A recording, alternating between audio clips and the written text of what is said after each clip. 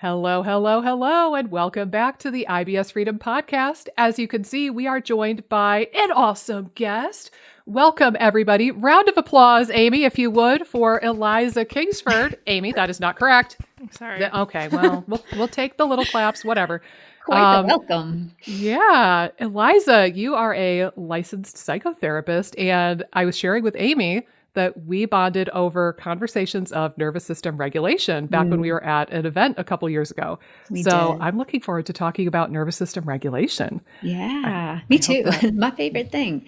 Yay. I think, there's so many places we could start with, like getting right into the nervous system regulation thing. But I think if you wouldn't mind, can you share a little bit about what exactly you do and like what you help people with? And then maybe could we hear a little bit of your story of how you got into this particular line of work? Yeah, absolutely. And you'll keep me in line because I could just talk and talk and talk here. So, you'll tell me when we've had enough. So I knew pretty early on that I wanted to be in something in the field of psychology because I had gone through my own struggle. I had very intense trauma growing up, and I'd gone through my own struggle trying to answer the question, why do I feel this way? How can I feel better? And a lot of my struggles were played out through my relationship with my body. And so when I was a teenager and when I was younger, that played out in trying to control my food, trying to control my body, trying to control the way I looked. And I didn't know it at the time that I was trying to control something, especially with, diet and wellness industry. That's all very acceptable behavior, right? When you're trying People probably to told you were healthy. Exactly, precisely. And on the outside, you might have thought that I looked healthy, but on the inside, it was a big struggle. So I knew that I wanted to parlay that into my graduate studies in college. So I go through graduate school. I graduated the degree in pretty typically trained clinical psychology, and I only mention that because I deviated after graduate school in the typical training because of what I was finding in my work with clients. So after I graduated from graduate school, I went straight into working with eating disorders, traditional eating disorders, anorexia nervosa, bulimia nervosa, and really started to deeply understand the connection between our emotional relationship with food and how some of our internal struggles play out in the way that we try and control food and control ourselves when I was working with eating disorders. It just so happened that I swung the other way and was working with people who were struggling with their weight and who were struggling with overweight and obesity. And I love that population. I love all the populations I've worked with, but I really gravitated towards people who are struggling with weight and weight loss from the perspective of our emotional connection to that. Trauma, stress, nervous system, body image, self-confidence, all of that. Because when people come to me saying that they want to lose weight, it impacts every area of their lives. We're not just talking about a number on the scale. It impacts their relationships, their intimacy, their willingness to show up at a job interview, their confidence, the way they carry themselves. Are they willing to get their picture taken with their kids? I mean, it is so much more than a number on the scale. And I really fell in love with that work. But the key was that the way I was trained in clinical psychology, it was getting people, I call it about 80%, good. They were doing good, but that wasn't enough for me. I wanted to understand what was making it so hard for them to change consistently, change transformationally, meaning it wasn't just a Band-Aid. We didn't just put a Band-Aid on something and then, 10 years later, they've gained all the weight back, they're back to where they started. How do we transform our relationship with food in our body so that you can sustain a healthy weight for good, if that's what your goals are, right? And that led me to certifications and trainings post-graduate school in the nervous system, neuroscience, applied neuroscience, behavioral neuroscience. And that ended up being the magic, where I found the magic. It was kind of like that missing puzzle piece for my clients. It took them over the edge for this transformation that stuck, that lasted beyond just that Band-Aid. So was that enough of the overview? Did I hit it? I think so. And you really conjured up the imagery of like yo-yo dieting. Yes. Right? It is. Precisely. I think that, for lack of a better explanation, I think that a lot of people can muster up the temporary dopamine the temporary motivation, the temporary, whatever. And we could deal with some degree of discomfort or pain, like constantly being hungry or missing out on social gatherings. Like we can deal with some degree of discomfort for some amount of time, right? Like some people can sustain that for much longer. Some people, it only lasts a day. And so you get these cycles of, okay, I'm going to be good. I'm going to clamp down. I'm going to stick to my diet. I'm going to be miserable and just eat salads and not go out with my friends ever again. And like, there's an end to a means, and I'm going to be skinny. Gosh darn it. I'm going to fit into that dress. And you can keep that up for only so long. That's right. But then as you get into normal life and normal demands and like, oh, I had the same stupid fight with my spouse. And oh, I had the same terrible commute and I got cut off in traffic. It's like as the shit of everyday life piles up, your nervous system is going to go back to those same patterns and same coping mechanisms if they're not addressed, right? I mean, that's exactly it. You nailed it. We've been taught, so this is not people's fault, right? We've been taught that if you don't like something about what's happening in your body, you follow a plan, stick to the plan, and everything will be fine. That's how we're taught to do it, right? We're taught to diet, we're taught to exercise, but we're not taught that exactly what you just said. It's the getting cut off in traffic. It's that fight you continue to have with your spouse. It's that email that you got that really stressed you out. Those are the things that if you do not know how to cope with those without turning to coping skills that are not helping you, those are going to be the things that get in the way of what you want. Not the diet itself, not the protocol itself. It's when you go off of that. That's the thing that gets in the way of what you want. And that's the thing that creates the yo-yo. And so most people do not address it from the perspective of what is getting in the way of you sticking to a plan or protocol or way of eating or way of life or whatever you want to call it. What's getting in the way of that? We end up just saying, do these things. And if you can't do it, well, you must lack willpower. You must not have enough dedication. It's on you. And I'm really sorry. And maybe you should go talk to somebody about that. I mean, that's as far as we take people, right? That was not enough for me. So that's where the protocol or the really it's a theory and methodology that I created. That's where that came from, was that we're doing it backwards. We're teaching people to do it backwards. So that's where that was born. And I feel like part of the struggle with like the mental health sphere too is that, would you agree that talking about stress and talking about trauma only gets you so far? I would 100% agree. Right? Yes. Like people think, oh, I'll go to therapy and I'll like talk to the stranger about my problems and I'll kind of like vent and dump on that person. Yeah. And then that'll like magically fix me. But again, it's if you don't have healthy coping mechanisms for when you get stressed or when you go through something hard, or if you don't have support around you, like people around you to help you through that hard time, then you're going to go back to the bad coping mechanisms. And that might be pounding down an entire bag of Oreos in one sitting, or it could be drugs or alcohol or a bad relationship. Right. It could be a lot of different things for that matter, but we happen to be talking about weight. And then I would make the same argument, Amy, tell me if you agree, is like people can suffer through a gut healing protocol for some finite amount of time, right? We could do the Candida diet for a couple of months because we have this promise that we'll be cured at the end of it. We could do a SIBO protocol for a couple of months. We could take a bajillion supplements, spend hundreds of dollars on supplements, do a restrictive diet, whatever it is, because we're getting that carrot dangled in front of us of, oh, you're going to be cured after this. But then what happens? The person goes from a Candida diet that's completely devoid of carbs, sugar, joy, anything. And then maybe they go back to overuse of antibiotics or overuse of steroids or a shit diet that's loaded with too much sugar. And they go back to the same lifestyle and the same diet that caused the damn Candida to come about in the first place. And similarly with SIBO, like, you Band-Aid it for a period of time and then you go back to your normal life, your normal lifestyle, your normal diet. And then guess what? It comes back. And people get so frustrated in the gut health space of like, oh, my SIBO's really hard to treat. My Candida's really hard to treat. I have a very difficult, unique, special case. And it's like, no, you don't. You're just being a dummy.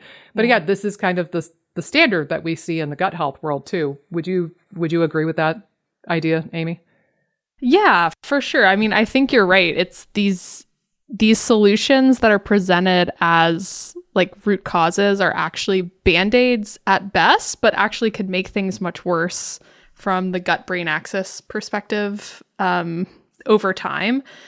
And yeah, I mean, it really is like the hard behavioral changey type stuff that I think is where people get most of the long-term success, but we're being sold so much promises, like you're saying, we're being sold so much of these quick fixy elixir type things that are going to help the gut just magically transform in a week.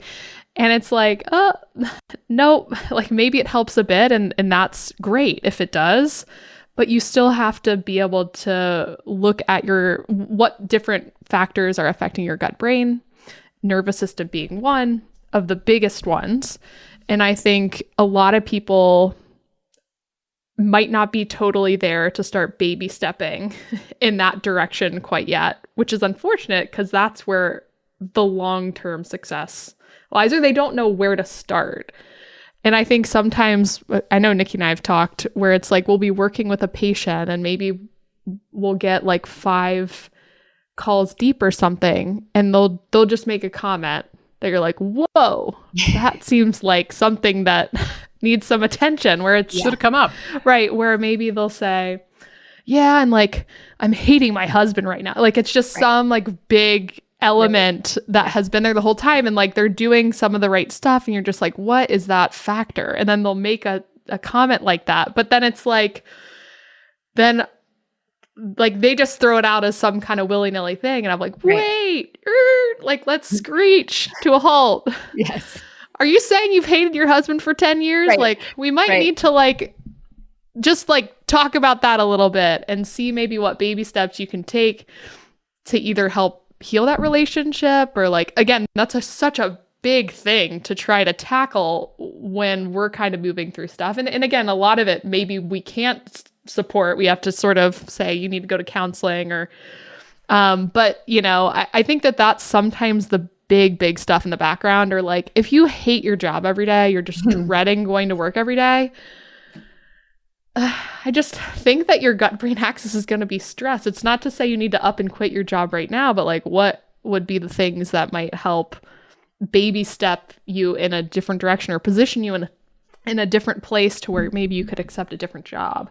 But yeah, there's stuff like that that's in the background that I think totally just sort of is derailing someone's progress because it's negatively affecting the nervous system so much.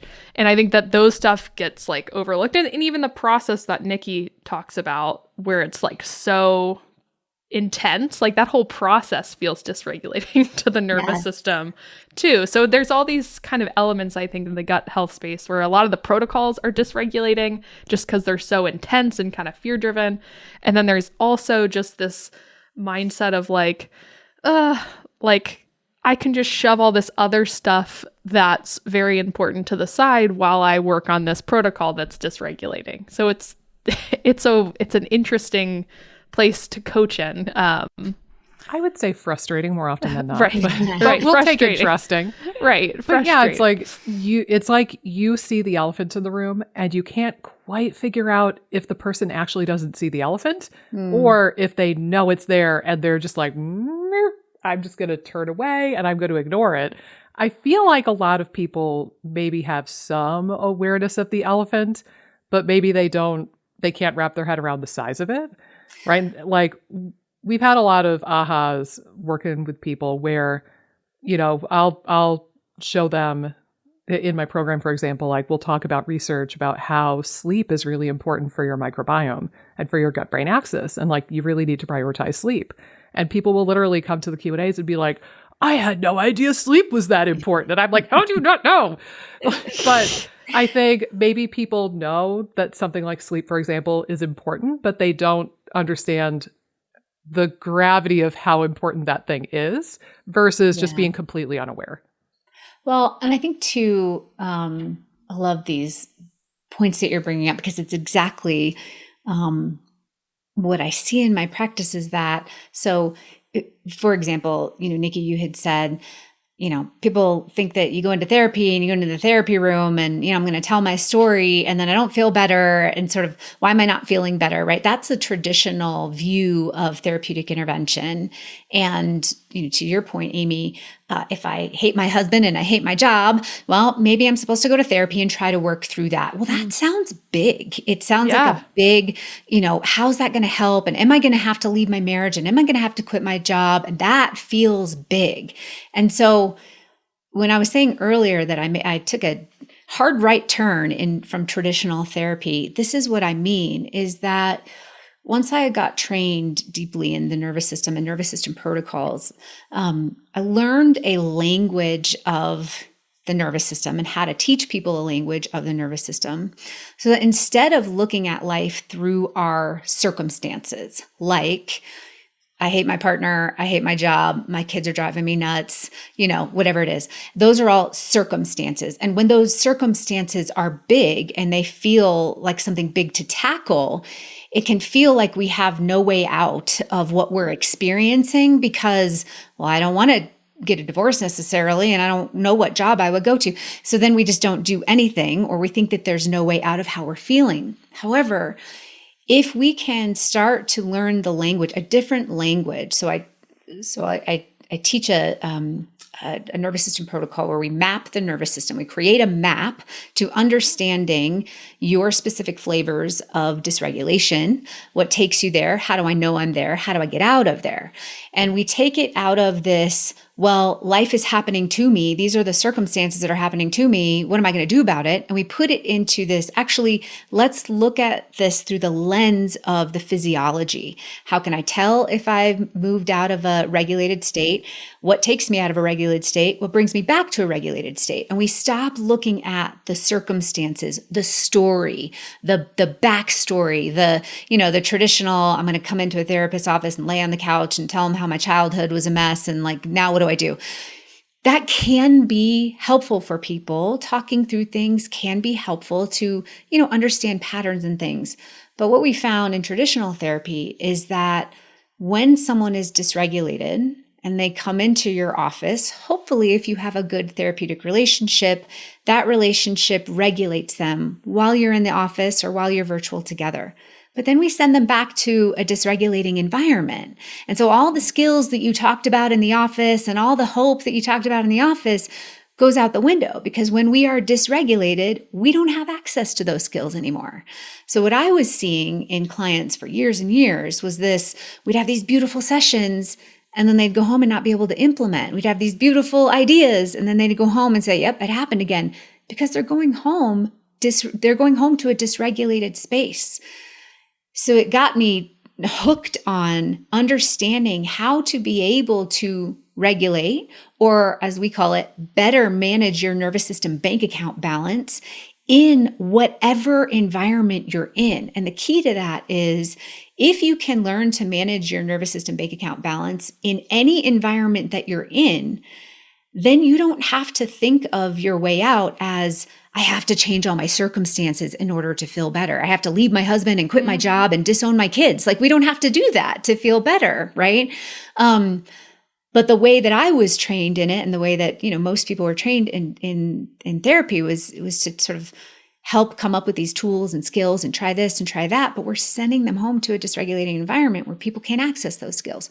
So doing it differently provides people this amount of freedom, and what they see is there's a way out of how they're feeling, rather than just feeling stuck and kind of drowning in the weight of their circumstances. No pun intended. Little pun there, but no pun intended. And for what it's worth, it maybe is worth mentioning here. Like, we're not necessarily saying that you're completely off the hook and it wouldn't behoove you to like consider therapy or a divorce or consider getting a new job. Like, right. Sometimes the ultimate solution is changing those circumstances and like figuring out a way to make that happen. Right. But, like you were saying, that feels like a big, daunting, huge, insurmountable thing.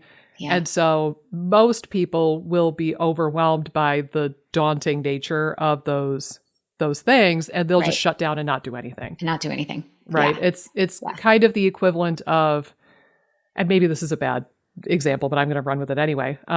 Say you have somebody who has been overweight or obese their entire life and they've never exercised or gone to the gym even once. And somebody comes along and they're like, well, it would be a lot better if you would go compete in the CrossFit Games. And they're like, whoa, like that is so different than what I'm doing right now. I don't even know what the step-by-step would look like. Yeah. But maybe with a little bit of help, they could start to recognize, oh, some of the things I'm doing right now are not serving me. Maybe I'm over-consuming alcohol, and that's part of why I feel like crap and I'm gaining weight. And like you could start kind of getting a sense for what you need to change. And then maybe it starts with walking around the block with your dog, then maybe doing like a couch to 5K kind of thing, then maybe going to your first CrossFit class, or, you know, there is a progression to get from overweight couch potato, never been to the gym once, to CrossFit Games. It's just that journey looks so huge and daunting to most people that they just won't even entertain the thought of doing it. Yeah. And so it's like, we have to kind of help people along the way and help them see what's possible and help them see like what about their current situation is within their power. I guess, does that make sense? No, it absolutely makes sense. And to Amy's point, I mean, not to add another layer on this, but, you know, if I'm going with your analogy, if you're going from, you know, couch to CrossFit Games, that's not going to feel safe to the nervous system, right? And so somebody has presented this big thing, and it becomes, how am I going to do that? Even in the processing of that or thinking about accomplishing that can feel unsafe to the system. And so all of this is about aligning the system to regulation, alignment, and safety. And our body wants to do that. Our brains and our bodies, whether it's implementing a, you know, gut protocol or a SIBO protocol or a Candida protocol, or it's, you know, changing your relationship, or it's sitting in a therapeutic environment. It doesn't matter what it is. As humans, our nervous system wants to move us toward regulation, homeostasis, peace, and the healthiest version of ourselves. And it is constantly sending us signals that we miss every single day, telling us where we're off track. The problem is that none of us have been taught to understand what those signals are and interpret what they mean. And so oftentimes we're blowing through them, we're ignoring them, you know, we're overriding them, all of that. Or we're trying to treat them as a thing to, itself. Like, exactly. Oh, I bloated today. My stupid belly is bloated. It's like, maybe your stomach is telling you that you are having a hard time processing that food, or maybe your stomach is trying to tell you that you're really stressed, and that's not a good environment to digest a meal in. But again, we tend to kind of go after the symptoms like they are the problem, but they're the help signals. We treat symptoms in a silo all across the board in our body. We treat mental health over here. We treat gut health over here. We treat physical health over here. We treat everything is in a silo. But if you understand anything about the nervous system, which you both do, I do, it is a complex, intricate, beautifully designed system that all works together. And we cannot isolate a symptom and say, well, let's just treat this over here and it will not have an impact on this over here. You pull one lever over here, it's going to have an impact on the system, like it or not. It's just, we're not taught holistically to treat people that way. Yeah, it reminds me a lot, like when Nikki was mentioning too, and you mentioning the siloing, just like the hyperfixation, the hypervigilance in our particular patient population is so high. Yeah. And I think like when you view like bloating or diarrhea or some of these things that are definitely not comfortable and things might be kind of awry nervous system wise, but like I think in the IBS brain, these are viewed as like immediate threats. And that can almost be sort of dysregulating in and of itself. And I think so many people get so fixated on their perceived danger, like what we're saying of those symptoms, that it makes it so much harder to zoom out. Yeah.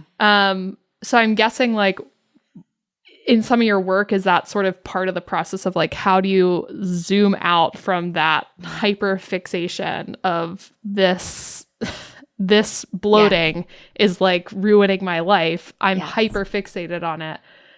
How do we kind of zoom out of that And a lot of times the weird part working in the IBS space is when you can zoom out, the symptoms actually just start getting better naturally on their own. Yeah. Like that's the weird counterintuitive part. Like the Yeah. less you focus on it, Yes. usually the better it gets. Or if you focus on it from a different lens and kind of zoom out and focus on things that don't seem connected but are. Yes. Like you're alleviating that tension in the nervous system, and Yeah. then your gut-brain axis can work that much better when you Right. start, again, alleviating that tension. So I Because think it it makes sense. wants to come back to a place of health, right? And so much of what we've done is that we actually inhibit or impede those pathways to health, right? And what's so fascinating, especially when we're talking about, gut-brain axis.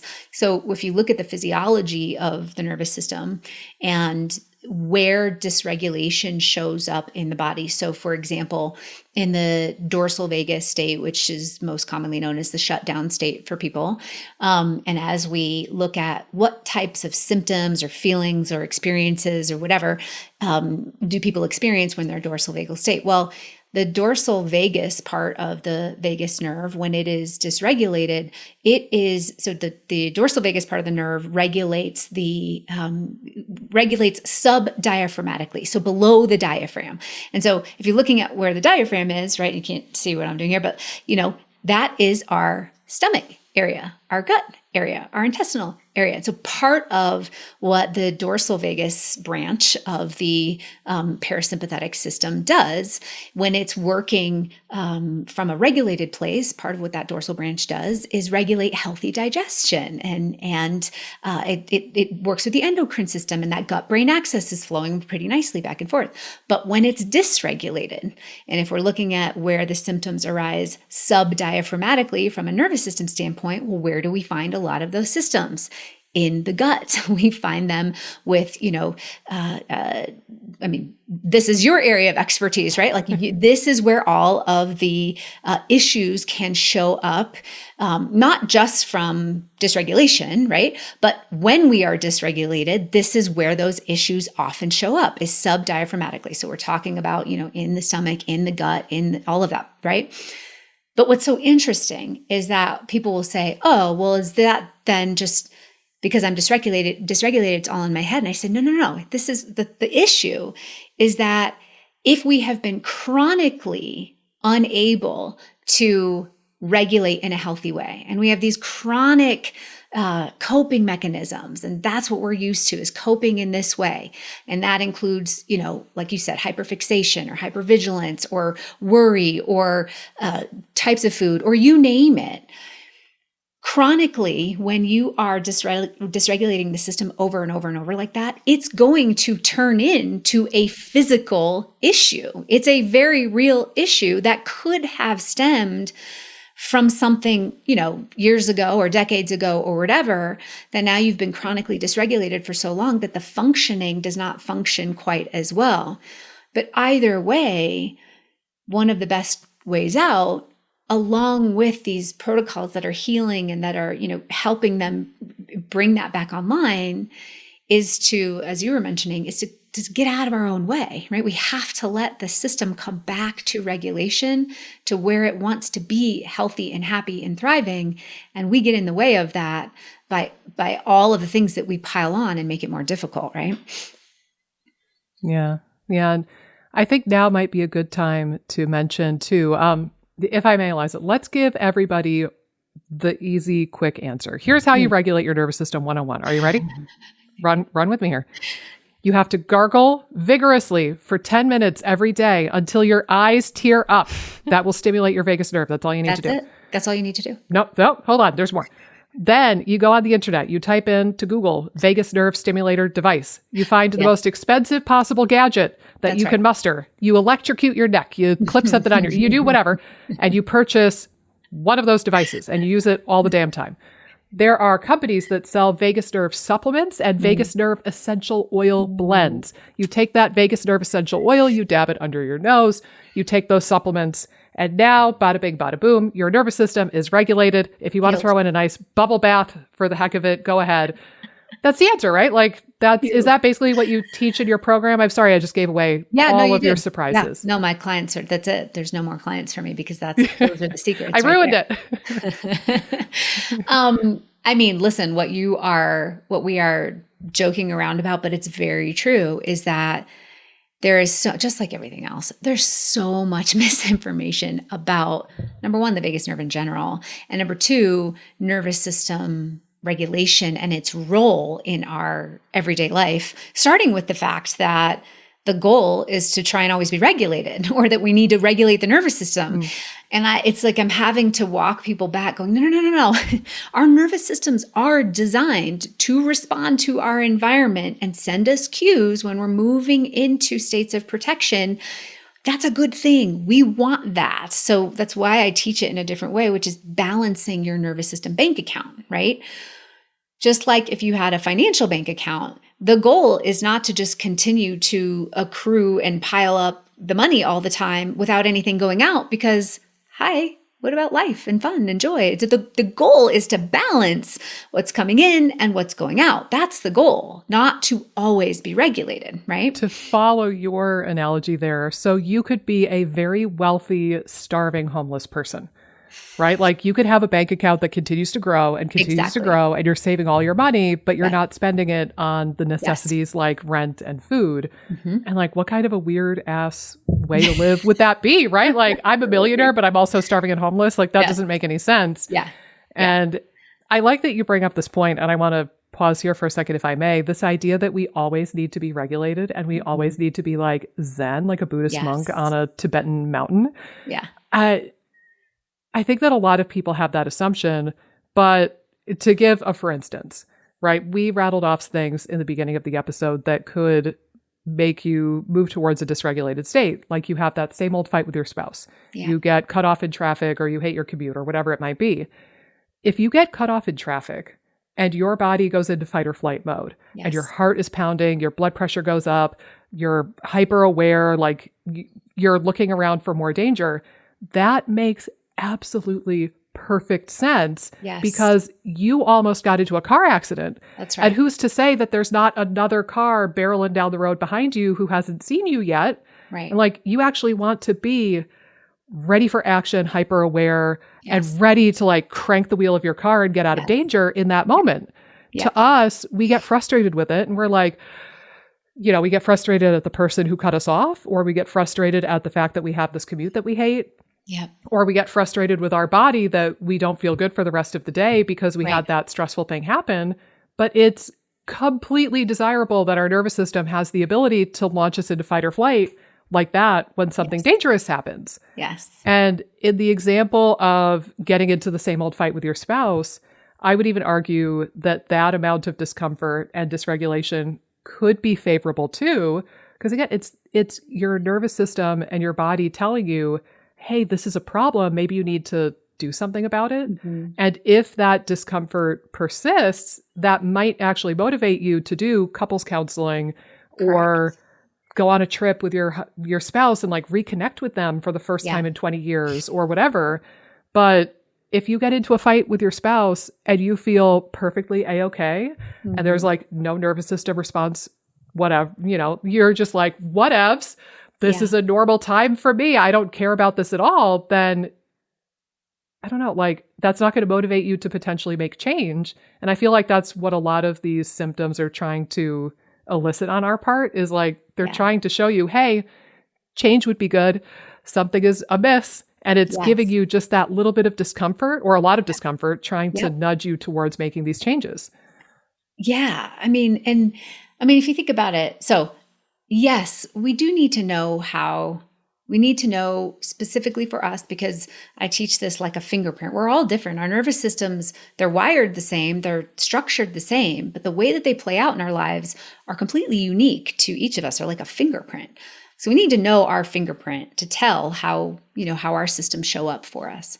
But if you think about it like a child, and if you were thinking about raising your child, telling people that we want to try and regulate our nervous system is like raising a child where nothing bad ever happens to them.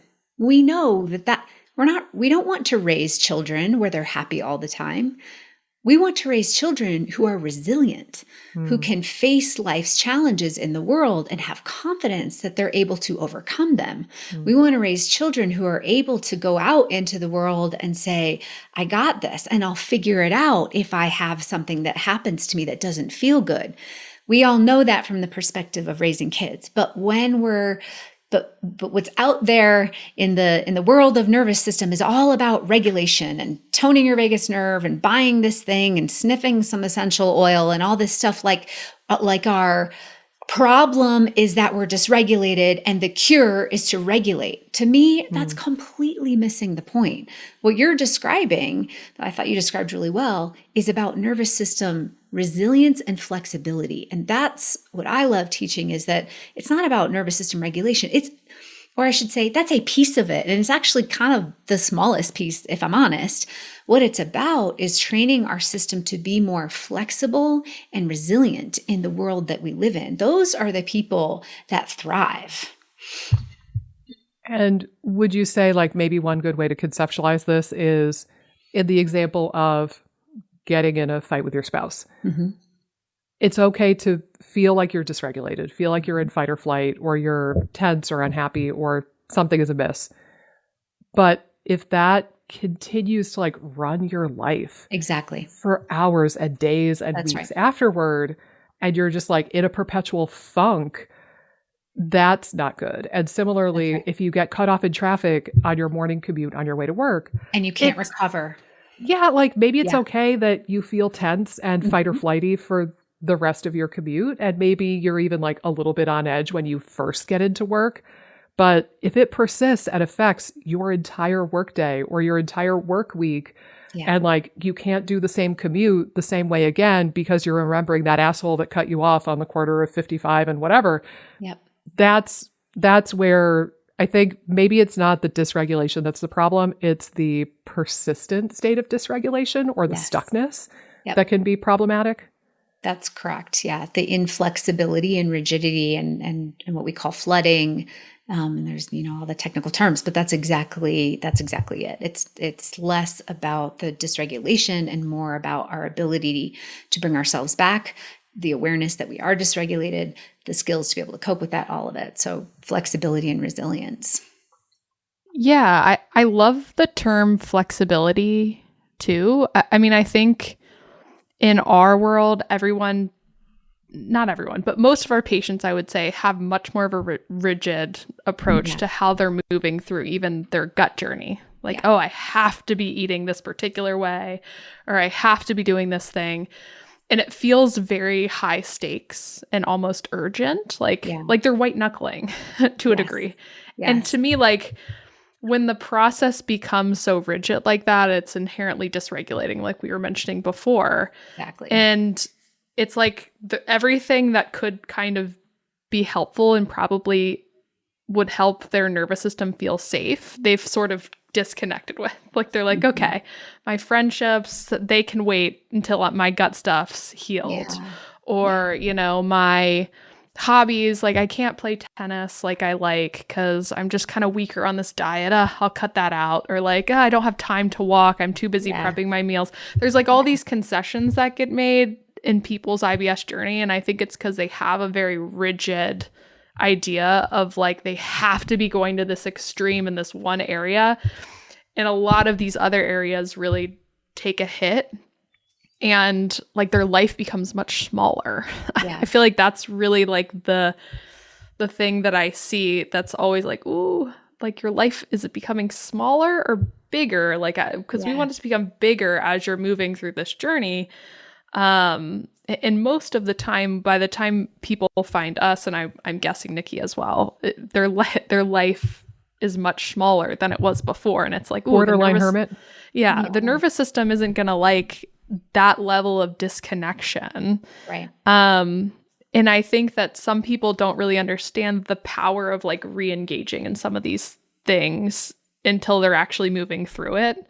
But yeah, I think that the term flexible really resonates to me because there's so many different ways to kind of like better your gut health. It doesn't have to be perfect, but that's just generally not how it's being done out in the real world, unfortunately. It seems like much more of a rigid approach tends to be taken.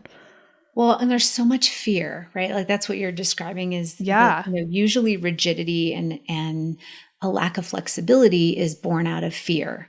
And I always say, I get it. I get why there's that fear, right? You had very real symptoms or impact of eating something or living this way, or you have these very real symptoms that you're experiencing, right? So I get it why that leads to fear of making sure that you're trying to avoid the symptoms that you're experiencing, right? So I'm always over and over again validating people in their experience, right?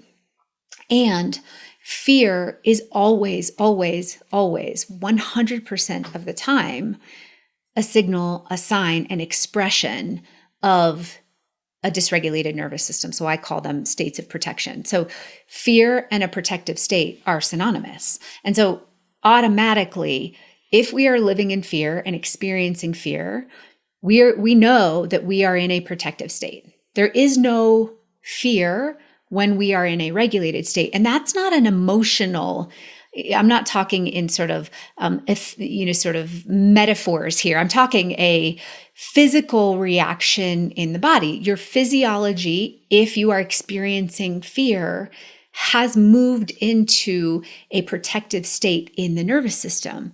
And we know that if we have moved out of a state of regulation into protection, that certain parts of the system are now being impacted.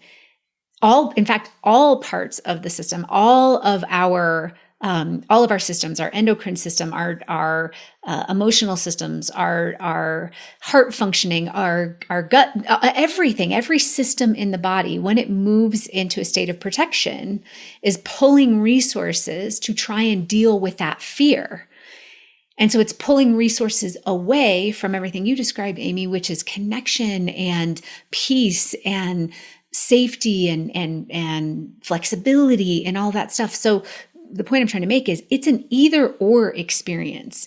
If we are in rigidity, we are not in safety. And so teaching people to recognize how often do you spend in dysregulation versus regulation, because you cannot be in both at the same time. Hopefully you can flexibly move back and forth. Like Nikki was saying, someone cuts you off in traffic, you have this experience of, oh my God, and your heart's racing, all that. And then you come back down, you regulate, and you move on with your day. We can be quickly moving back and forth. But the way our bodies are designed, we can't be in both at the same time. So if you are in this rigidity and fear, you're not in regulation, and you can automatically assume that that is impacting every single system and organ in your body. It's that important, right? And importantly for our listeners who struggle with gut problems, it's you either get fight or flight mode, which is what we're describing, like dysregulated fight or flight, you're in survival mode or fear mode, or you get to rest and digest your food. Mm-hmm. And again, this makes complete and total sense. You don't want to be like super laid back, chilled, and relaxed and focusing all of your effort physiologically on digesting an apple. That's if right. You see and hear a saber-toothed tiger growling at you 3 feet away, you want your nervous system to be like, nope, we're not going to bother digesting that food right now. We are not in a position to leisurely munch on this apple. We're going to make a run for it. Yeah. But again, I find that a lot of people are stuck in a life or a lifestyle that has them positioned in fight or flight mode. Yeah. But then they have this frankly unrealistic expectation that they should feel really good and they should be able to digest all of their food perfectly well. And it's like, you don't get to have both. Yeah. And it's not even I'll even hit it home even more. It's not even just you don't get to have both. It's our physiology is not designed to have both for exactly what you just talked about. It would make no sense to have both. It wouldn't make sense to have both. So it is an either or experience. And going back to our conversations about silos, we cannot force our nervous system. This is the thing that people I've been teaching over and over again. This beautiful brain of ours is not stronger than thousands of years of evolutionary biology. So we don't just force ourselves to implement the protocol and lose the weight and stick to the diet and lose the pounds, when going back Stimulate the vagus nerve. exactly, God damn it. right? And then, I have this vision of what are those? The taser guns, just That's do kind of what it it. looks like. Right. And we can't, that's not the way it works. Our biology is so much stronger than this beautiful brain that we have. It is going to override all of the ways that we're trying to force ourselves and beat ourselves into submission in all these different ways in our lives. And all the things that we say, no big deal. I hate my husband, but let me just try and implement this protocol. It doesn't work that way. We cannot, I don't know. We cannot force our way through our lives. We have to actually start paying attention to the signals and the cues that our bodies, that our emotions, that our systems are telling us every day. Well, and I'm laughing over here because I just drafted an email to go out to my FODMAP Freedom students next week when we're talking about vagal tone and the gut-brain axis. And one of the points that I put in there is you can't trick the vagus nerve. No. Your nervous system and your vagus nerve are constantly assessing whether or not you're safe enough to rest and digest your food. That's right. Yeah. You can't hoodwink your nervous system and be like, I'm totally safe, nervous system. You can relax. Ha ha ha, just kidding. And then you go back to your shitty marriage or whatever. That your nervous system is you. Yeah. It's kind of like trying to tickle yourself. You can't do it. It's just physiologically, nervously impossible to tickle yourself. And you also can't trick yourself into thinking that you're safer than you actually are. Yes. I never thought about that. Can you not tickle yourself? I suppose you can't. You can't. Yeah, I dare you to try. Can't do it. I believe you that it's not going to work. That's your homework. After we hang up, you go get yourself the vagus nerve essential oil that I told you about. I shit you not, that exists. And the zappy neck thing, and you go try to tickle yourself, and it will not work. Okay. Feel free to borrow that in your teachings, by the way.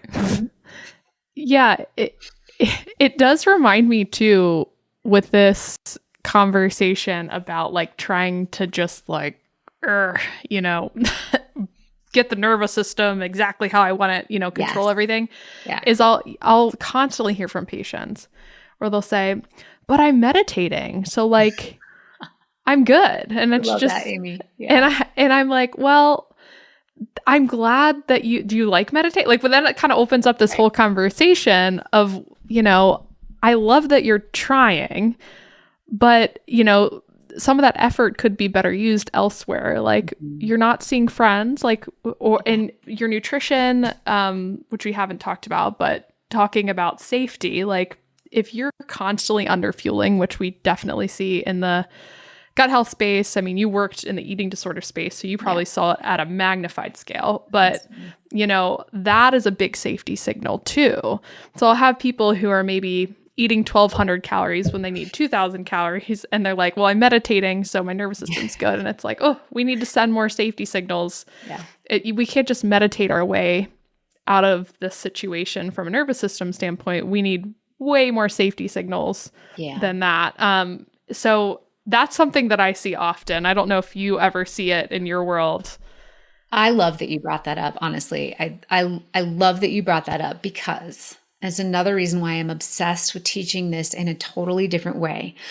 Because we get pushed the information, to regulate your nervous system and to relieve stress, make sure you meditate, walk, take baths, magnesium salts, all this stuff. And it's not that is not beneficial for some people or it doesn't help, but we're doing it backwards. And it's why I walk people through this mapping sequence so that you create the map to your own system and that you understand by learning to become aware of your own cues, signals, tools, resources from your own system.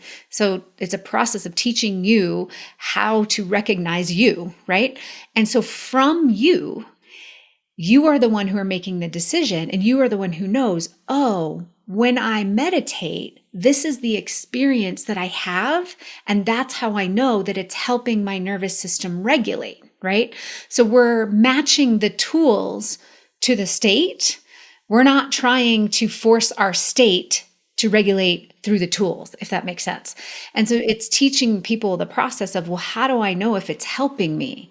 Oh, great. We have this map now to teach us, well, this is how I know if it's helping me because these are the signs and signals of my state. It's how I know I've moved into it. This is how I know I'm moving out of it. So now I can match this tool and go, yeah, you know what? Actually, when I'm done meditating, this is the experience I have. So I know that's a good tool for me, right? But we're not taught to do it like that. We're taught to say, well, this guy over here says that meditation relieves stress and changes my brain. So now I should meditate. And you sit there and you try to force yourself to meditate. And you're fighting with yourself the whole time. And why am I doing this? And I can't do this right. And I must not be doing it correctly. And now I feel worse and right? And is meditation helping you?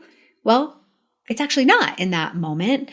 And so now we need to teach people, I believe we need to teach people to choose their tools from a perspective of them knowing what's going on to begin with. And, to Nikki's point earlier, sure, there's probably some truth to this essential oil if it's pleasing to your gustatory system. And I know that it's pleasing to me because this is the experience that I have, then maybe that vagus nerve essential oil might help you.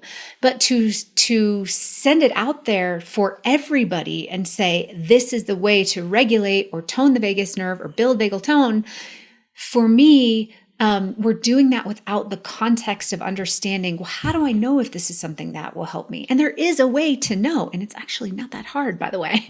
It's just if we skip that step, then you've got people, to your point, Amy, just checking boxes. I meditated, I walked, I said affirmations. I don't feel any better. Like, what's wrong? Well, because you're just ticking boxes. You're not actually recognizing how that impacts your system or not, right? Can I throw something in too? Please. When Amy was describing this, no, you're golden. But I was going to say what came to my mind when Amy was saying that is people are doing the things as a treatment. And I think that's a part of the problem. Like, I'm not meditating because I know it makes me feel good. I'm not meditating because I love the experience of it. Yes. I'm not doing it because I value my health and I know this is good for me. I'm doing it because somebody else told me to do it and I'm just being obedient. And I'm doing this as a treatment to try to fix my broken ass body. Yes. And that's if I tick this box, I expect this outcome. Yeah. Well, I expect this reward, frankly. Yeah. Like, if I do the thing, I get a cookie. And if I don't get the cookie, I'm going to be real mad. Right? Like, I know Amy has a dog, but if you have your dog sit and you don't reward them, and then you make them sit again and you don't reward them, if you do that enough times, your dog is just not going to sit for you anymore. And your dog's going to be pissed at you and just walk away. Yeah. And I feel like that's the experience a lot of people are having where they're like, and I've had this exact conversation with people too, Amy, where it's like, well, but I'm meditating. It's like, okay, do you want a cookie? I don't why do you meditate? I like what you're saying is that basically paying attention to your body and your experience and like, did this thing bring me joy or make me feel better? Yes or no? And then kind of moving from that standpoint, I think that makes a lot more sense. Well, and for example, I've had people for whom meditation, especially right off the bat, their nervous system is not going to allow them to meditate. It's not safe for them to be still yet. And so they'll sit down because somebody told them, you got to meditate, take this box so that you can get this reward. They'll sit down and they'll try and meditate, and it is excruciating for them. And it almost makes things worse. And there's no argument about meditation. Meditation has a lot of benefits. But if you don't know how to tell the signs and signals in your system, it may just be that it's not accessible for you yet. And when we start to look at it from the perspective, I love how you said that it's not a treatment, that it actually should lead to an experience or, a positive regulated state for you. And if that's not happening, we need to figure out and uncover why, rather than just, I've ticked a box with my cookie. Yeah. Right. Like we've joked about this on the podcast before. Amy likes sports and competitive stuff. Like she likes playing basketball. She likes playing tennis. I would shrivel up and die. Like I'm not a competitive person, and I'm not a sports person. Like I found one sport I was good at and I just stuck with that my whole life. But, like going and playing a competitive game of tennis or basketball would help regulate Amy's nervous system, right? Yeah. That's right. It would be dysregulating for me. Yeah. And that's okay. And similarly, like I love arts and crafts. So working on a sewing project or a painting or something would regulate me. But my mom hates crafting with a fiery passion that burns like the blaze of 1,000 suns. She would feel dysregulated if she tried to do diamond art or some shit like that. Yeah. Yeah. So she needs to find something else. And it's, you know, and that's okay. We all have different interests and passions and hobbies. And that's kind of the beauty of this human experience. Yep. That's exactly it. Yeah, I think too, like one of the themes is just like self-trust too, which gets totally, I think a lot of my patients have lost it because there's so much protocols thrown at them, or you have to do it this way, or this is the best way. And it sounds like through the nervous system regulation, you start gaining back trust in your ability to kind of observe feedback and observe your own experience. And that probably takes a lot of practice. It's not like this overnight shift, but I think that that's a really crucial piece of the puzzle. Like a lot of times we have patients who are just like following FODMAP, because if they don't follow FODMAP, they're going to feed the SIBO. And it's like, well, do you actually react to these foods on this list? And they're like, well, I actually don't. I'm fine. And you're like, well, add them back in. And this is like after maybe they cut them out for a long time. It's like, oh, let's bring them back in. Let's have a party with some onions or something. But yeah, I think that that's it, everything kind of gets confused when there's a lot of expert opinions that like might have some data behind it too. Yeah. Or again, the data gets skewed or used and manipulated in weird ways. But I think again, like the whole self-trust thing is something that I think if you can kind of build that up, at least in my patients, build that up, it really makes a big difference. And I think it helps, kind of probably comes alongside the nervous system regulation. There has to be kind of the give and take there. Yeah. I mean, you nailed it. Self-trust it's huge. And honestly, it's in every patient I work with that it's not just the weight loss industry. It's not just, SIBO and FODMAP. And we are inundated, especially with social media and technology. Here's the expert, here's the protocol, here's the data, here's the science, here's the research. And without recognizing that the unintended consequence of that and blindly trusting or not being trained to know how to trust ourselves, the unintended consequence is that we just keep getting knocked around.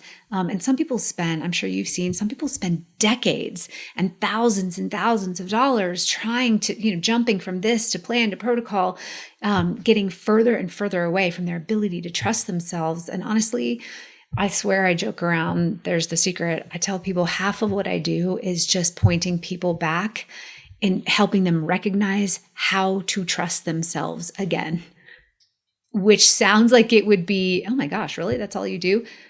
It's quite literally the life-changing moment for people once they realize, oh, you're like, I know how to tell if something's good for me or not good for me. It's mind-blowing, right? Why don't we all know that? Why are we not all taught that? Well, and I think that a lot of the world we live in teaches us to not trust ourselves and not trust, like, okay, nutrition, let's bring in the dietitian in the room. I feel like most people kind of have a vague understanding of what is healthy and what's not healthy. I mean, yeah, there's like the carnivore people over here and the keto people over here and the vegan people over here.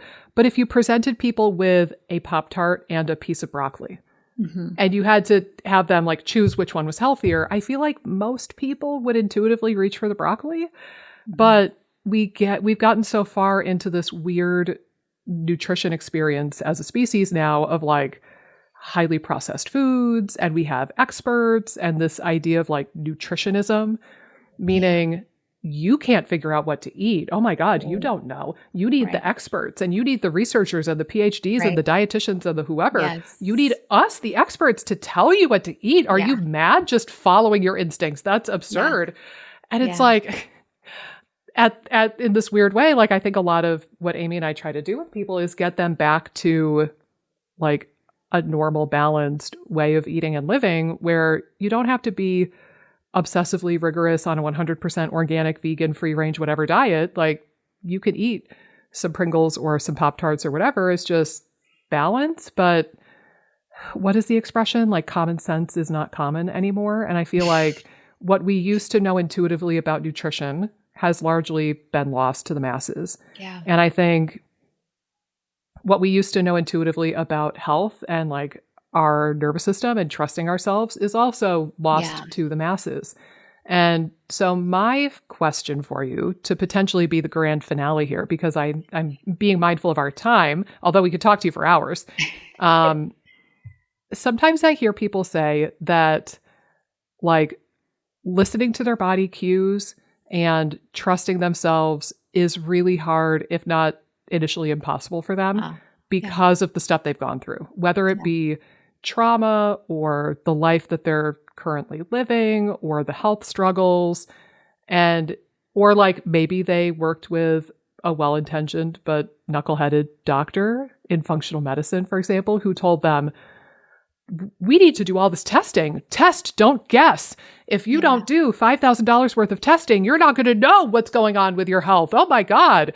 But my point is, for numerous reasons, a lot of people feel like they've lost this interoception. They've lost their ability to check in with their body, understand their body cues, understand what symptoms really mean, and listen to their body.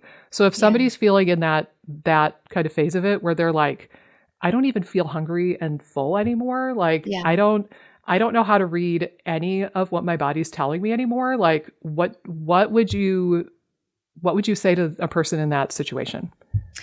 So I'll first clarify that.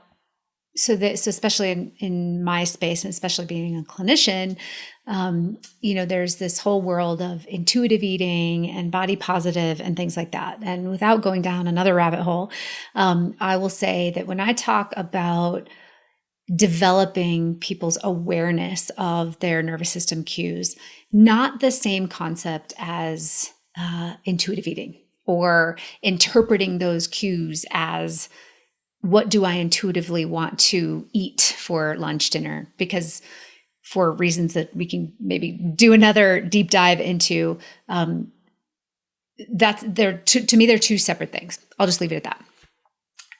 And the reason for that is, in the world of intuitive eating, there is a presupposition that our body and our minds know how to accurately read said signals and then determine what is healthy for us or best for us or whatever to eat. Totally different conversation. However, what is absolutely possible for, I believe, everybody, even if it feels buried, and foreign, I guess, when we first start doing it, is to be able to pull out the cues and signals and signs of our shifting nervous system states.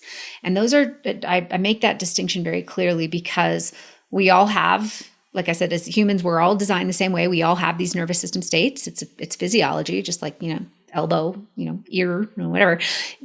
That's what it is. We all have these states, and everybody experiences those states differently. For example, if you're in your state of shutdown, you might describe it like overwhelmed, tired, exhaustion. Someone else might describe it like heaviness, numb, foggy. Okay, well, you're using different signals to describe the same state, right?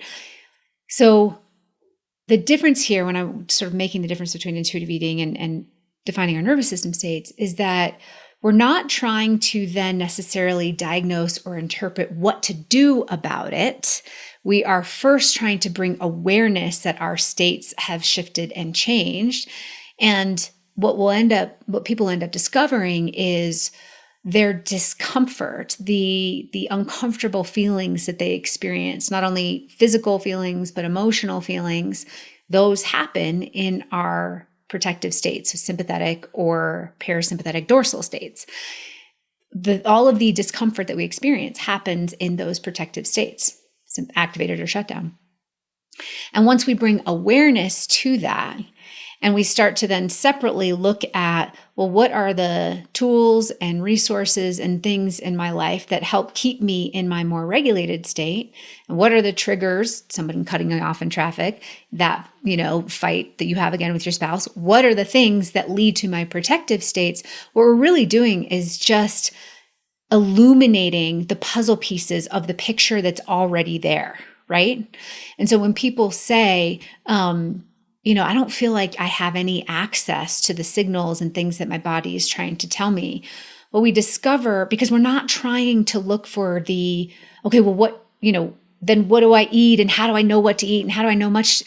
What we're looking at is, how do things impact you? What are the impact of the choices we make? What are the impact of the, experiences we're having? And as soon as we tie those things together, it becomes clear for people. We don't have to make guesses. We don't have to try and interpret, well, how much of this, and does my body like this? And our body will tell us a signal that says, I'm uncomfortable, whether it be gas or bloating or whatever. Our body will send us a signal that says I'm full, or our body will send us a signal that says I'm scared, or whatever it is.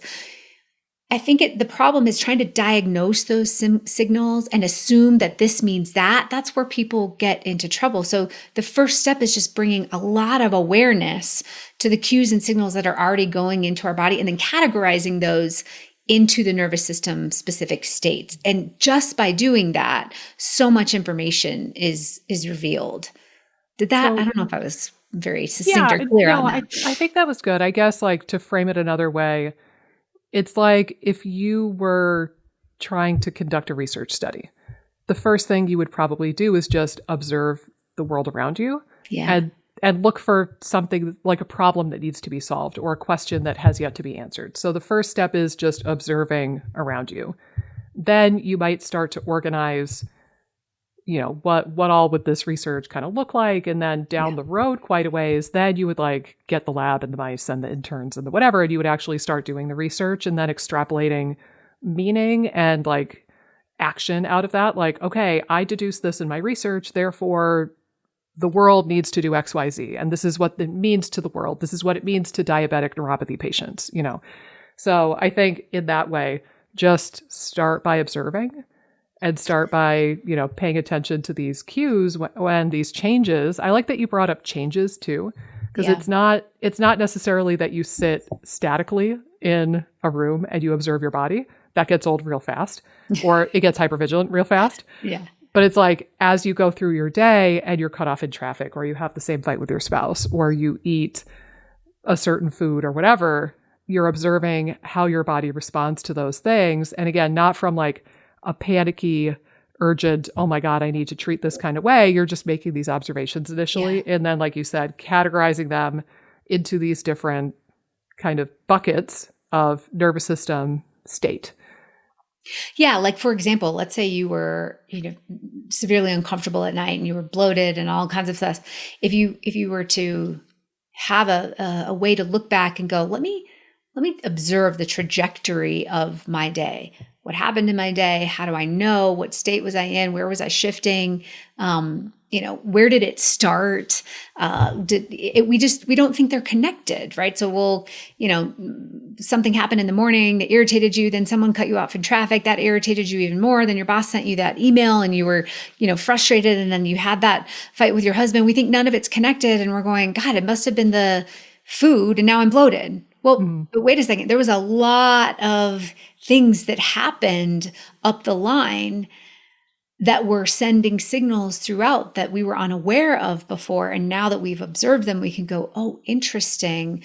On a day that I don't have bloating or gas or whatever, what does that day look like? What were the, what are my relationships like? What happened during the day? Things like that. And as we start to make those connections, it oftentimes becomes very clear to people that there's intersections of our emotional life, our physical life, and our nutritional life, right? Coming together. Yeah. Yeah. I love that. If I may, I have a nugget to gift to you, and then we can start to wrap up. Because again, I want to be mindful of your time here. I'm going to give to you a metaphor that I borrowed from somebody else. So it's not mine, but I'm going to give it away anyway, because I've talked about this on YouTube and here on this podcast. And that is the cliff metaphor. Amy already knows this one well enough, but the idea with this is, for those of you who are not watching on YouTube, you're missing out. Sorry, but you have to paint the visual in your head somehow. Or go watch my YouTube video about the cliff metaphor. But basically, we are all marching along on the ground, and some of us are living pretty close to the edge of this metaphorical cliff. Some of us are way the heck over here. Either way, if your feet are planted on solid ground, you feel pretty damn good. And you could reference this with any symptom you want. So if your feet are on solid ground, you do not have a migraine that day. If your feet are on solid ground, you are not bloated. You are not having diarrhea. It's the absence of your unwanted symptoms. That's what we're trying to paint here. Feet on solid ground. It almost doesn't matter in that sense symptomatically if you're here or if you're here. But can we agree that the person who's like living life on the edge right here with 1 foot on the edge, 1 foot on a banana peel, 1 foot dangling over the Grand Canyon, can we agree that this person is in a precarious position? Yes. Versus the person way over here who's Indeed. nowhere near the Grand Canyon. They're in like Right. freaking Wisconsin or something. Right. Yeah. So over here, that's what we would call resiliency. You have all this wiggle room. Yes. You have somebody, an NFL linebacker could come and tackle you. Hold on, pause. Amy, do linebackers tackle? Is that Yes, the they thing? do. Yes, Okay, thank they you. do. Okay, thank you. Yes. She's my sports person. I don't know anything about sports. Me Okay, too. so Amy and I can share in that love of analogies. focus, people. So NFL linebacker could come and tackle your ass, and all it would do to your position, you would go from here to here, Yeah.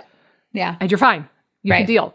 Right. But the person over here, again, Yeah. 1 foot on the banana peel, 1 foot over the Grand Canyon, Yeah. this person, it's nothing. It's like a bite of the gluten bagel, and then they fall off. Blow them over. Yeah, like you could just blow them over. Like, Yeah. okay, they got 7.5 hours of sleep instead of 8. And Right. that's enough. And then in this metaphor here, Absolutely. when you fall off, now you have symptoms. Now That's exactly it. you're aware. And the thing that I've told people for a lot of years in my work is we human beings, like our brains and our nervous systems, we are really, really good at telling the difference between symptoms, no symptoms, symptoms, no symptoms. I have a migraine. No, I do not. I am bloated. No, I am not. We know that, right? Like you could ask anybody on any day of the week, like, oh, do you have that symptom? They would tell you yes or no. We're really good at that. So good. We as a human species kind of largely suck at determining the difference between living here and living here. Again, So good. foot dangling over the Grand Canyon, living in upstate New York in this example. Yes. It's so good. And I am going to steal that because that's when I teach about that nervous system bank account balance, that's what we're talking about is how much capacity do you have in your nervous system? How much margin do you have? It's exactly what you're talking about. How can you tell if you are teetering over the edge? And that look on your husband's face, we all know that look. And on that one day, it's like, oh no, we are done here. You are over the edge. But on another day, with more capacity, more resilience, more margin, same look goes right over your head, right? I love that metaphor. And I think it's a really great way to describe doing nervous system work makes us, to use your terms, suck less at understanding if we are teetering on the edge of the cliff. Well, like you open your eyes a little bit more, right? Like if you open your eyes a bit more, maybe your third eye, I don't know, then you could visually tell, ooh, I'm real close to the edge and I better back away. Or you could tell, again, like I always use the Grand Canyon because that's a big hole in the ground that most people know. But you could kind of tell like, oh, this is the terrain that looks like the Grand Canyon. I'm probably pretty close. Or you could open your eyes and tell, oh, I'm surrounded by green grass and oak trees and like, oh, I'm in like central New York right now. I'm not even close to the Grand Canyon. Yes. So, I love that. That's a great analogy. Good metaphor. I'll have to find the YouTube video Thanks where for I talk sharing. about it more and I like draw it on my whiteboard and send you that so you have that context as I well. like that a lot. But yeah, I think resiliency, building that in whatever way you can is going to help a lot of people. It's just a matter of what makes sense for you. I think it's imperative. I think even if you're not struggling, to your point, with any symptoms, even if you're not struggling, living from trying to build resilience in your nervous system, understanding it and how it impacts you. I mean, we've been talking about, gut issues and weight and things like that, but everybody has a nervous system and everybody's impacted it. You said at the beginning of our conversation, it may not be weight and food struggles and things like that. It might be alcohol. It might be drugs. It might be overworking. It might be add to cart. There's all kinds of things that we do to try and cope with what's happening in our lives. And nervous system work, as I always say, it's great equalizer. It's for everybody. There are no exceptions to it, and the benefits that we can get from it. So, yeah. And I will throw in one more thing, I swear, and then we're done. You're dangerous to talk to, Eliza Kingsford. We can talk to you forever. Gosh darn it. I will say, too, I like that you call it the great equalizer. And I will throw in, I feel like it's beneficial or even necessary for everybody, because the reality of the world we live in is that the world is naturally dysregulating. Yes. Right? Like we have Indeed. social media and devices and inflammatory content. That's right. And, traffic that sucks and work that's hard. And like, Yes. there's so much about this world, and like food, like unhealthy, awful, delicious, amazing food that is abundant and cheap. And then you have to pay an arm and a leg to get a damn salad. Like there's so much about this world that is deeply dysregulating that I feel like doing this kind of stuff is frankly not optional anymore if you want to be a functional human being. So I completely agree with you and could talk with you another 3 hours about that very topic and just that topic. Part 2, people. We'll let that land, and I'll just say, absolutely. We'll tease the audience. See, this is what you do, okay? Yeah. You set it up for the potential sequel. So we're going to end on a little bit of a cliffhanger. I love it. Cliff. Do you see I what saw I did there? You did there. Yeah. Okay. So we're going to end on this little bit of a cliffhanger and say like, ooh, if you want more, comment down below on the YouTube video and say that you want us to bring Eliza back. So that's how we get the engagement on our YouTube video. Done. Well played. But seriously, thank you so much for coming on, Eliza. It was such a pleasure. Oh my gosh, we really could talk to you for 3 hours more. So I hope you come back. This is so good, and I will come back. Guys, only if you comment on the YouTube video. That yes, exactly. See, engagement, people. But I want to mention now that you have a social media place that they can go see you. So it seems like your primary platform feels more like Instagram to me, right? Yeah. And it's your name. It's Eliza Kingsford. That's right. No dots, no dashes, nothing fancy. The name is just your name on Instagram. And then similarly, you are a creature of habit. You are consistent. Your website URL is yourname.com, ElizaKingsford.com. Yep. So just Google her name. You'll find her on the internet, and I hope you do. But thank you so much for coming on. It was an absolute pleasure, and I know that our listeners will get a lot out of this episode. Thank you, ladies. This was such a joy. Yay. Yeah. Thanks so much, Eliza. Can't wait to have you back. Yay.